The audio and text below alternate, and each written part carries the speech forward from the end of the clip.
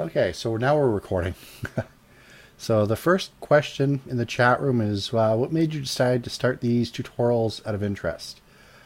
Originally, I used to tutor college level math, and I've always liked helping, like tutoring, teaching, and currently I'm not, so I guess this kind of filled a role. And there's been so many tutorials that I've gone along through and from other people. I just thought maybe I could contribute something as well, so I started making tutorials. Now with this particular one that we're doing now with the hack and slash, originally I planned to have about 30 episodes. It was going to be very basic, but there was so much interest in seeing a more involved tutorial that I decided to go ahead and flush it out, make it a little bit more in depth. So at about tutorial 1 through 10, that was like the first planning of it. Then from 11 on is basically where we start getting a lot more in depth. Okay, so I'm going to go through some of the questions that I've written down that I get asked fairly commonly. And the first one is, when they're donating 3D models that are animated and whatnot, what animations should they include? I said there was 3 basic ones that I think most people would benefit from. And that would be your idle animation, your attack animation, and a walk animation. Anything extra that you want to put in is great, but I think with those 3 animations, we can pretty much do everything we want to do with them. One of the other questions I get asked a lot is, why am I using object-oriented programming for this? Unity doesn't need it. And it's true. You can do a lot of stuff in Unity without having to ever touch object-oriented programming. But it's just the way I've been programming for, God, at least the last 10 years. Everything I do is pretty much object-oriented. So it's just the way I do it. There's really no pros and cons. Not any real big ones. There might be a little bit more typing doing it object-oriented, but I find being able to have things broken down into very small scripts much easier to debug and to actually build upon as well. Can I convert these tutorials into JavaScript? Now, originally I might have. I would have stuck with the original 30 tutorial plan, but since it's going to be quite a bit bigger, the answer is no. It would take quite a bit of time to go ahead and convert them all over to JavaScript, and then anything that changes between them have to go ahead and make a special tutorial. Just here's how we're actually going to work this part in JavaScript. To be honest, you really should be pretty good at reading stuff in C# and JavaScript, because you're going to run across scripts that have a functionality that you want, and it's going to be in another language. I've only ever seen maybe a handful of Boo scripts, which is of course the other language that Unity supports.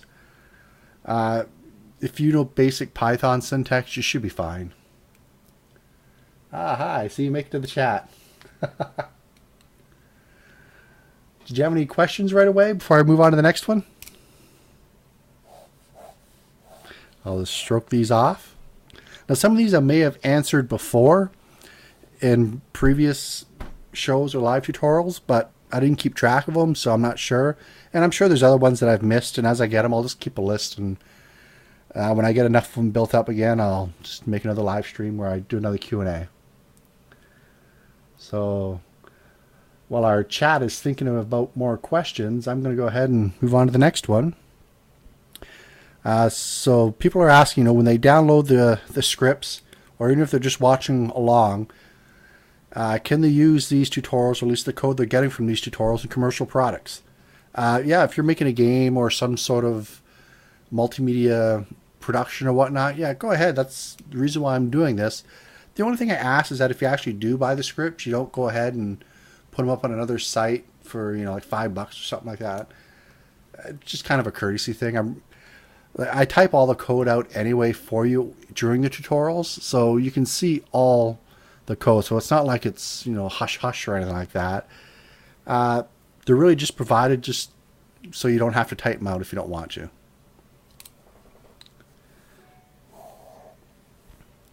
Character customization. I get asked this one a lot. How am I going to be able to have, maybe you want your character to have long hair or short hair or brown hair or a beard. And I'm going to be making a tutorial a little bit later on this week on that. I might save it for the Friday tutorial. It's basically The way I do it is I create several different meshes that are interchangeable with their character's armature or skeleton, depending what 3D modeling package you use. But I'm going to leave that one to that tutorial because I actually have an asset package that I've bought before that comes with several parts, and I can show you how to, how to model at least your characters so that they can switch things in and out. I probably still won't do it until the second wave of tutorials, but I can at least show you now how you should be looking at your models to enable that feature a little bit later on.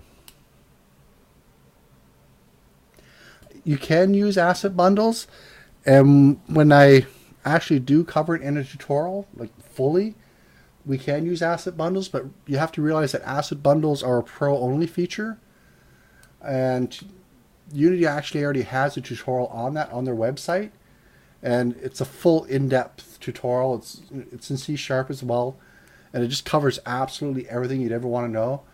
It might be a little bit complex for the people following along with my tutorial because I'm aiming for a little bit lower understanding for that.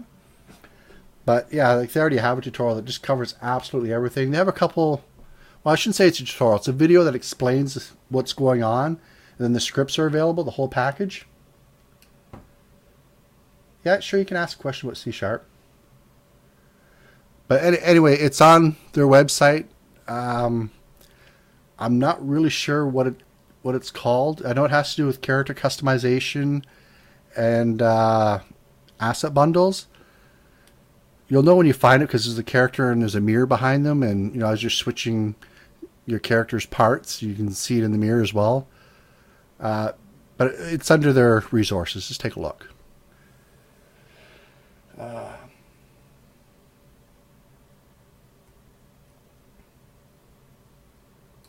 So I have a question about the yield statement. It works just once. In what part from the tutorial it only works once?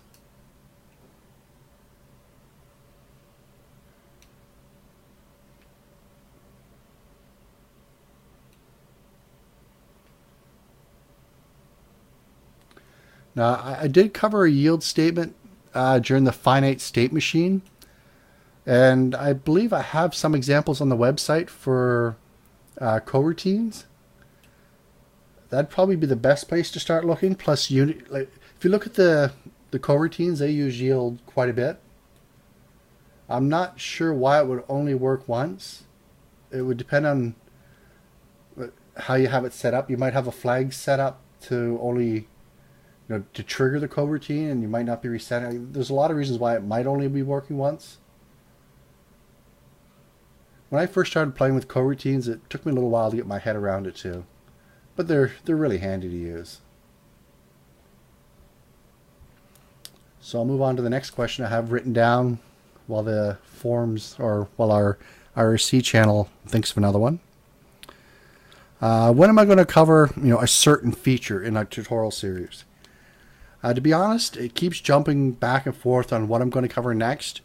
Right now, my current goals are to cover the stuff that we've covered in the first 2 live shows, to hurry up and at least get those scripts, at least the structure that we've done in those scripts, or in those shows, into a script, and get that up. And I'm also working towards getting at least my version prettied up a bit so I can make a web player so I can put it up and maybe attract more attention to people looking for a tutorial. Plus, you'll actually get to see it in action as well, at least what I'm doing. There's quite a few people that have gone off and done their own little thing with it, so it'll be interesting to see as the project progresses what everyone comes up with. Okay, so another one I asked is, am I going to do any other tutorials? I've been asked to do a lot of iPhone tutorials and just tutorials to cover different things, flying spaceships or airplanes or something like that, car tutorials. First off, there's a lot of tutorials on a lot of that topic, those topics already, and I will do some on them. It's just right now, this one's pretty much eating up all my time, spare time that I have to make tutorials. I was making one called the Calling Stones, and it was using SmartFox Server. And the reason why I stopped doing that was because they came out and announced that they were coming up with a new version of SmartFox Server, and that it was going to come out in the second half of the year. And I believe I stopped in May. So it was about 2 months away from when they could possibly release this new version, and it was not going to be backwards compatible. So I didn't really want to keep going along and then find out that, if I upgrade to the new version, which, if I'm planning out a new game, I might as well wait till the new version was going to come out and, find out I just have to rewrite the whole thing. So I'm just waiting for SmartFox Server 2X to come out. When that comes out, I'll take a look at it, and I'll probably just go from there. Because it's something I've always wanted to do. I've always wanted to make my own card game. And as far as iPhone tutorials, I've just finished a little one that I made for my son. It's just some flashcards. With Unity 3, they've changed the way you do input on the device for your iPhone. And it's really good because they've integrated the keyboard input, so the input get key. Before, they used to have like iPhone touch phases, like you'd have to detect when touches. So the way I used to structure my input back then was that I would have an input manager, and that would basically have all the methods in there for like move left, move right, up, down. Then I would have like a touch manager, which would handle all the touches that would happen on the screen, and it would just call those, move left, move right. So basically my touch manager was just an update statement. And then I would have a keyboard manager, which would handle your mouse and keyboard. So if I wanted something that you could play on the web and on your iPhone, I'd end up with 3 different manager classes, and one was just being inherited from. But with the new way they have it set up, you could do everything just in one manager. So I'd like to at least do a tutorial on that because I found it quite interesting. I've got the game done. I'm just working on a web version for it. So I should probably have that up in a week or two. I want to do all the tutorials in advance and just put them all up. So we'll have that. Those are pretty much all the questions that I get asked a lot of off the top of my head anyway. Before the show I wrote them down. I see there's a couple people in the chat room talking. Or typing anyway. I'll just make sure I'm not idle too long.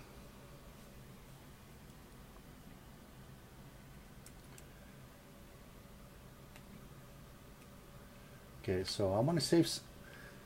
Okay, I was asked. I want to save some game logic when moving to another level, and game object do not destroy load is working okay.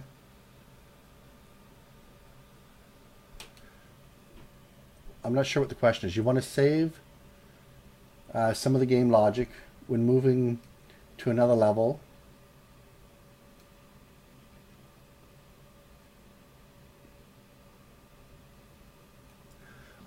When you want to restart the level, you want to get rid of what's been stored so far. Now, if you're using Do Not Destroy this, or if you're using Do Not Destroy on load, you can actually call it to be destroyed, I believe. I believe you can just say destroy, then the game object you want to destroy, and it will destroy it. Then you can just recreate it. It's been a while since I've done that.